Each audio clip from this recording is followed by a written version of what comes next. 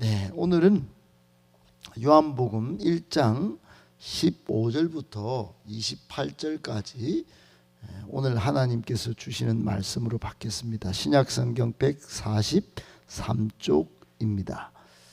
신약성경 143쪽 요한복음 1장 15절부터 28절까지입니다. 한 절씩 저와 여러분이 나누어서 읽겠습니다.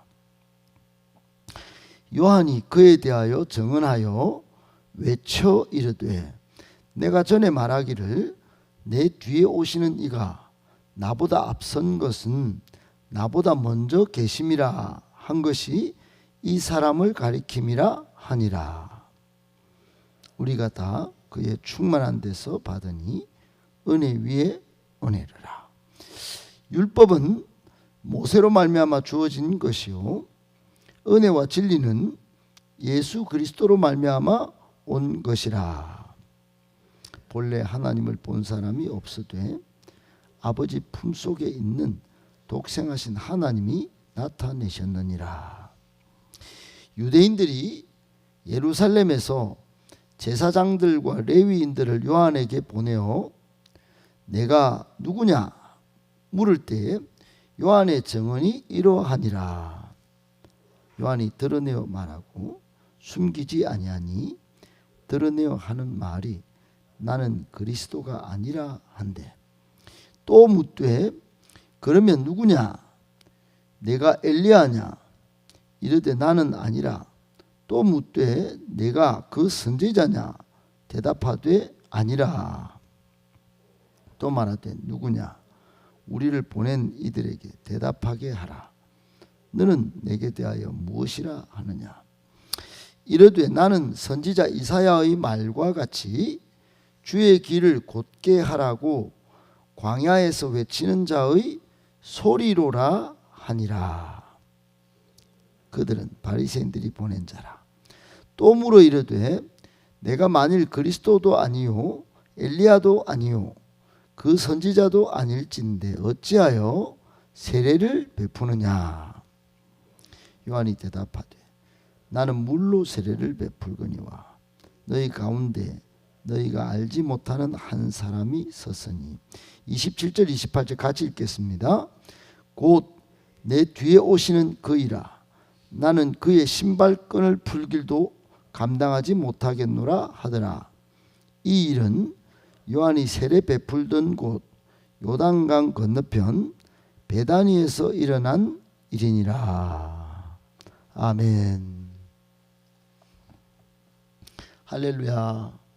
하나님께서 여러분을 은혜 위에 은혜로 복 주시고 또 날마다 풍성한 은혜로 채워주시기를 예수님의 이름으로 축복합니다.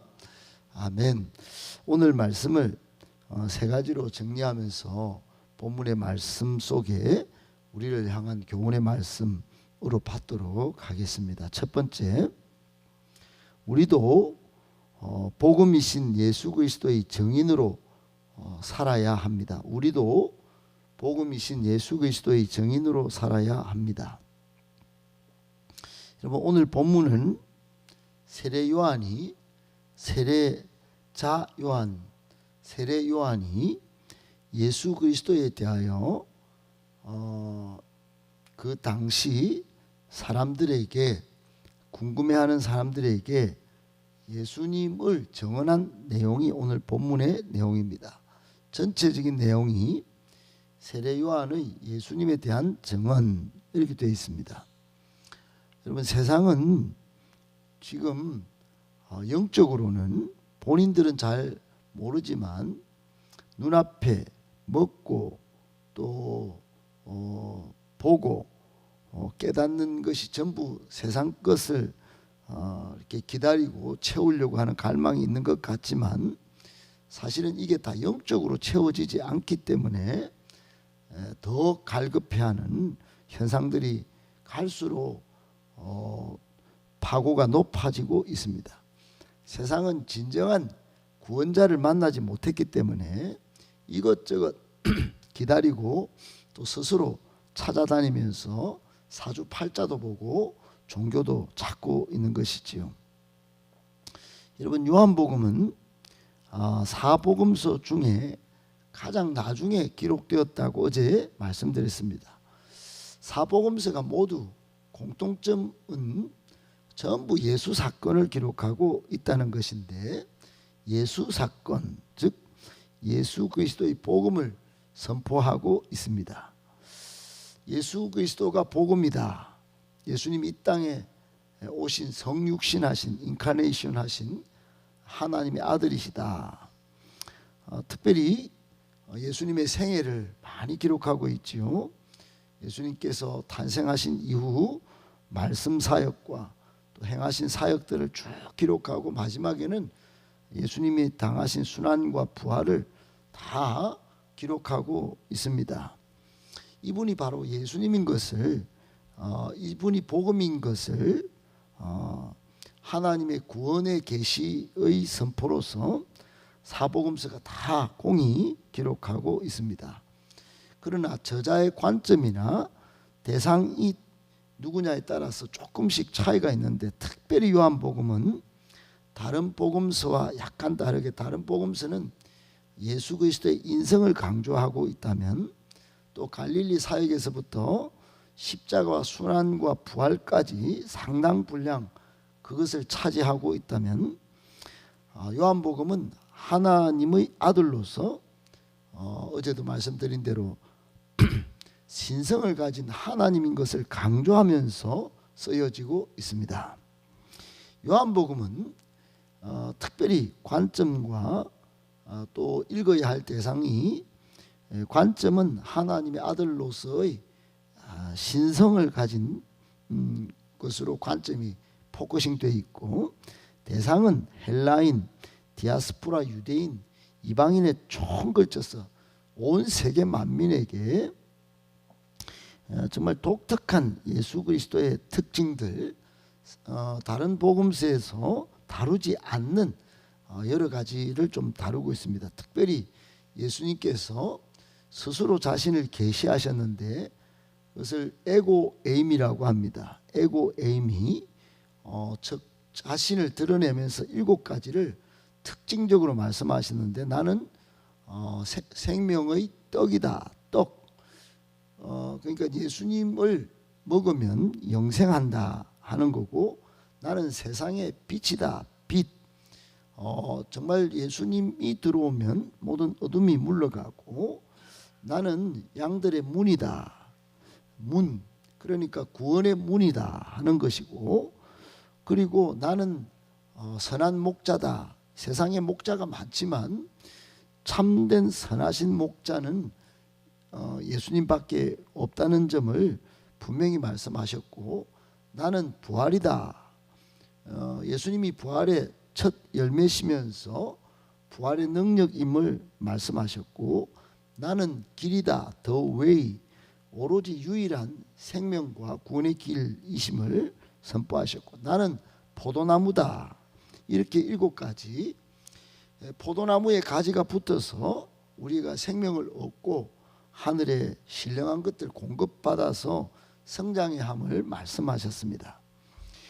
요한복음만 있는 이 떡, 빛, 문, 목자, 또 부활, 길, 포도나무, 이 7가지가 얼마나 예수님의 하나님 되심과 또 믿고 생명을 얻을 수 있다는 점을 얼마나 강조하는지 몰라요.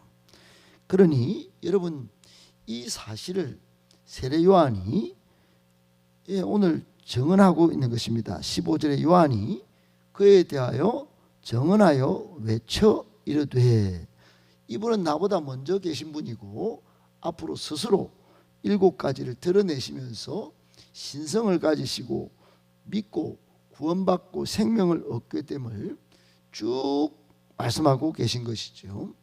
어제도 말씀드렸다시피 요한복음 20장 31절에 이분을 믿는 자는, 이분이 하나님의 아들이심을 믿는 자는 생명을 얻게 된다는 사실을 분명하게 요한복음이 드러내서 말씀합니다. 사랑하는 여러분, 우리도 요한이 이렇게 했고 또 사도 요한이 이 복음이신 예수 그리스도를 믿어야 생명을 멸망하지 않고 생명을 얻는다는 요한복음 3장 16절을 증언했듯이 우리도 예수 증인, 복음의 증인으로 살아야 합니다. 이 시대는 요한복음을 잘 듣고 잘 정리하셔서 정말로 예수님이 떡이요 생명의 떡이요 정말 세상의 빛이요 양의 문이요 또 선한 목자요 부활이요 또 길이요 포도나무인 것을 우리가 증언해야 합니다.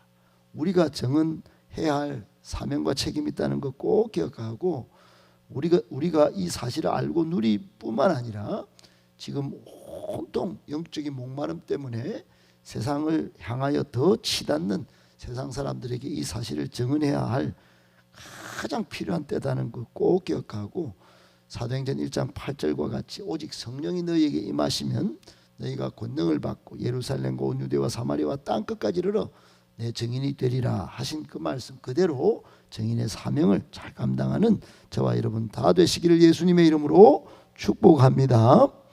아멘. 두 번째, 예수 믿는 성도에게 하나님은 결코 낯선 분이 아닙니다. 예수 믿는 성도에게는 하나님이 이제 결코 낯선 분이 아닙니다. 여러분 오늘 18절에 보니까 본래 하나님을 본 사람이 없다 그랬지요. 다른 말로 하면 제 표현으로는 낯설었다. 원래 하나님을 본 사람이 없으니까 여러분 구약에서 많은 사람들은 예수님 오시기 전까지 온전한 하나님을 실제로 본 사람이 없습니다. 그 속성도 제대로 알 수가 없었어요. 하나님과의 완전한 관계가 좀 불완전했습니다.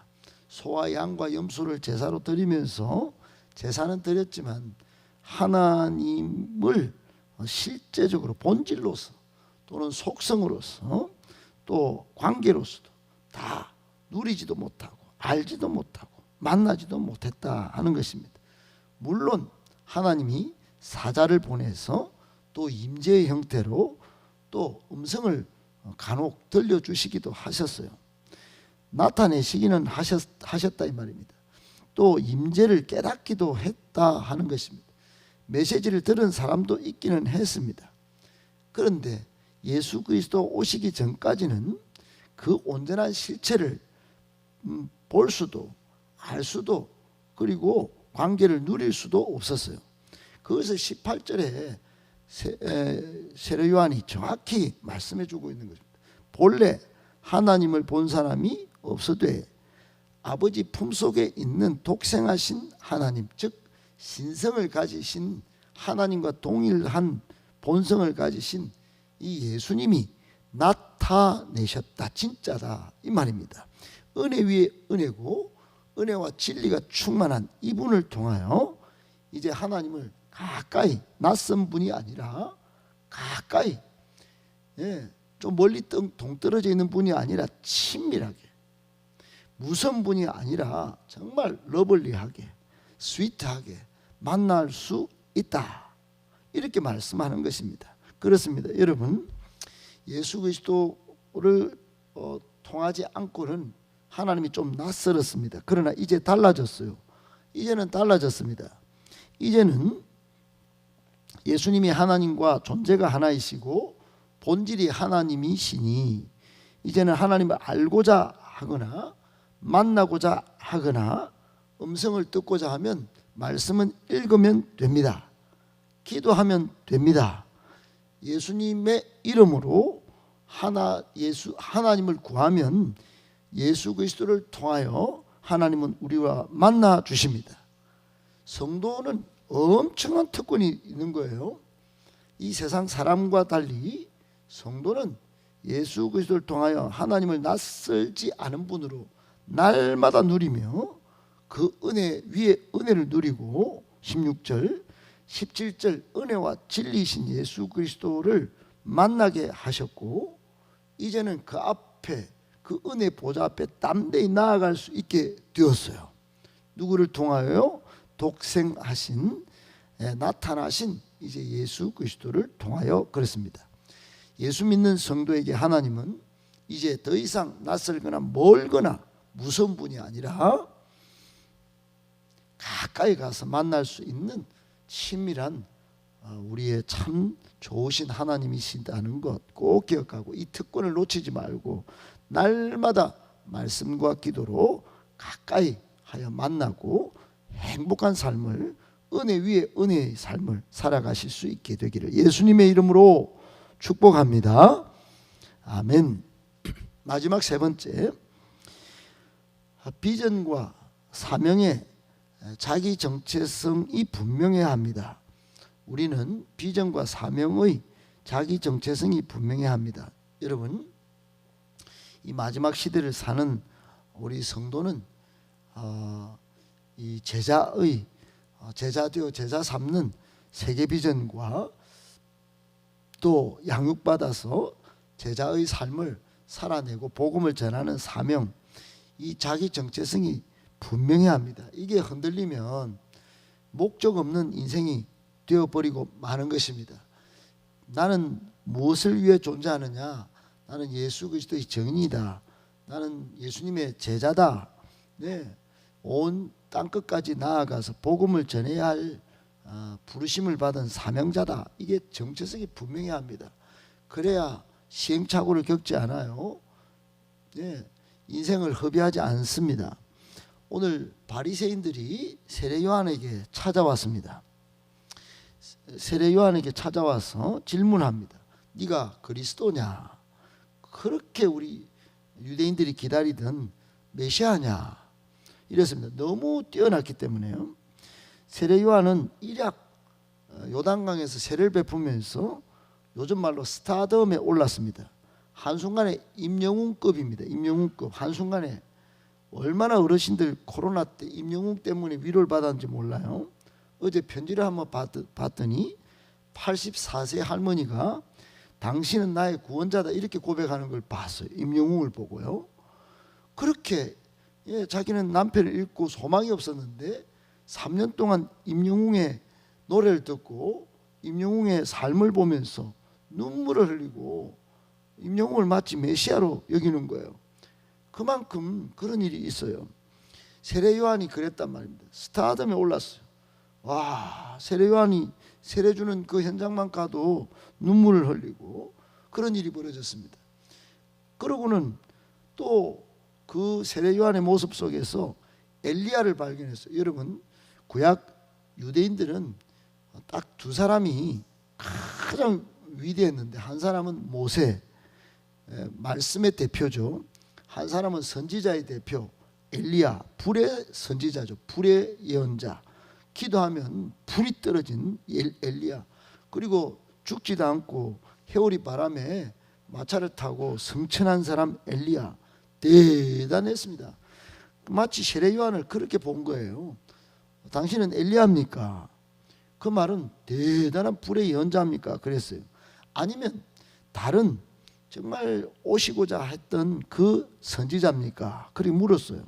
그때 세례 요한은 자신의 정체성을 23절에 확실히 드러냈습니다. 23절에 뭐라고 그랬냐면 나는 그리스도도 아니고 엘리야도 아니고 그리고 그 선지자도 아니고 나는 선지자 이사야의 예언에 되어 있는 것 같이 왕의 길, 주의 길을 곧게 하라고 준비하라고 보낸 광야의 소리다. 소리 그랬어요. 광야에서 외치는 소리. 광야에서 외치는 소리라고 했어요. 여러분, 해필이면 자기의 정체성은 인격이 아닌 다 그 인격이잖아요. 그리스도도 엘리야도 선지자도 사람을 가리키죠. 존재적 사람. 근데 사람이 아니고 소리라고 그랬어요. 소리. 소리일 뿐이다. 소리는 공중에 그냥 날리는 거예요. 여러분, 소리는 통신수단으로 씁니다. 통신수단, 즉 분명하고 정확해야 합니다. 여러분, 연주하는 소리를 들어보셨습니까? 템포가 맞아야 합니다. 리듬을 통하여 우리 청중의 귀에 전달되죠. 제대로 전달돼야 합니다. 그랬습니다. 세례 요한은 왕의 길, 즉 왕이신 예수 그리스도의 길을 준비한 사명자다 하는 것들을 정확하게 분명하게 전달하는 사람이었다. 그런 존재적 인식을 가졌다 이 말입니다. 자신을 한껏 낮추고 왕이신 예수 그리스도를 부각하려는 의도로 소리라 그랬습니다. 구약에서 자신의 정체성을 이사야의 말 예언에 비추어서 자신의 정체성을 확실했다 이 말입니다. 자신은 아무것도 아니고 왕의 길을 곱게 하라고 보낸 사명자다 하는 충실한 일꾼이라는 인식이 분명했습니다. 여러분, 요즘 우리는 어떻게 살고 있을까요? 우리도 정말 세례 요한과 같이 다시 오실 진짜 왕이신 예수 그리스도의 길을 준비하고 있을까요?